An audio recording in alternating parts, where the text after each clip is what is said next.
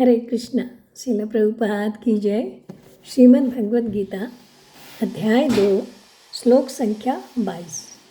वांसांसि जीर्णानि यथा विहाय नवानि गृह्णाति नरोपराणि तथा शरीराणि विहाय जीर्णानि ज्ञानि संयाति नवानि देहि।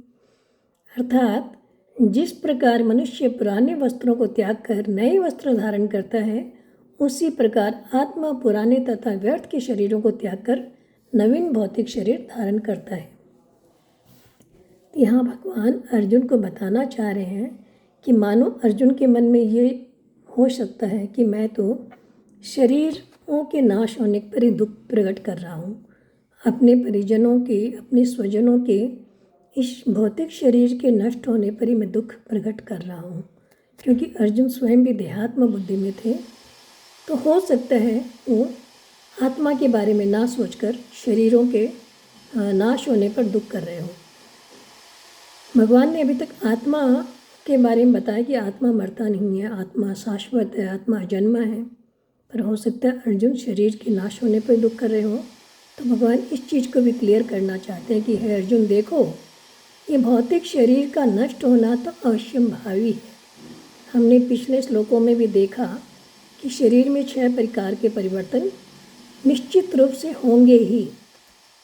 जो जन्मता है वो मरेगा ही। आत्मा शाश्वत है, आत्मा का न जन्म होता है न आत्मा की मृत्यु होती है, पर शरीर का नष्ट होना निश्चित रूप से है। तो भगवान ये बता रहे कि जिस प्रकार से मनुष्य पुराने जो वस्त्र होते हैं जिनको त्याग कर नए वस्त्रों को धारण करके प्रसन्न होता है और पुराने वस्त्रों को त्यागने में दुखी नहीं होता, उसी प्रकार से आत्मा भी पुराने और ये जीर्ण हो गए शरीर को, जो कि जरा व्याधि के कारण अब किसी काम का नहीं रह गया, उसे त्याग कर नए शरीर को धारण करते हैं। तो इसमें शोक करने वाली कोई बात ही नहीं है। ये तो प्रकृति का नियम ही है। पुराने शरीर को त्यागेगी आत्मा, नए शरीर को धारण करेगी। मान लीजिए एक बच्चे को अगर उसकी माँ नए कपड़े पहनाती है, तो पुराने कपड़े जब उतारती है तो बच्चा दुखी होता है, रोता है, क्योंकि बच्चा अज्ञान है, उसे पता नहीं है कि अभी माँ उसको बेटर लुक देने वाली है, उसको बेटर कपड़े पहनाने वाली है, सुंदर कपड़े पहनाने वाली है। वो ज्ञान है, इसलिए रोता है। तो ठीक इसी प्रकार से तुम भी अज्ञानता के कारण इस चीज़ का शोक कर रहे हो।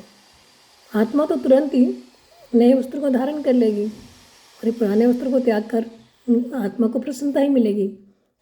फिर तुम जिन लोगों के लिए शोक कर रहे हो, अपने पितामह, गुरुजन आदि के शरीरों का नाश होने का शोक कर रहे हो, तो इनको भी आगे बेटर और हेल्दी शरीर मिलेगा। इस पुराने शरीर से इनको मुक्ति मिलेगी और आगे इन्हें अच्छा और सुंदर शरीर, हृष्ट-पुष्ट शरीर मिलेगा।